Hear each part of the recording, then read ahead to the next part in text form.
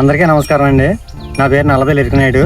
నర్సీపట్నం మండలం మాది దుగ్గాడ గ్రామం. ఈ సంవత్సరం విత్తన గుళికలు తయారు చేసి నాకున్న 90 సెంట్లు వేసుకుంటున్నాం.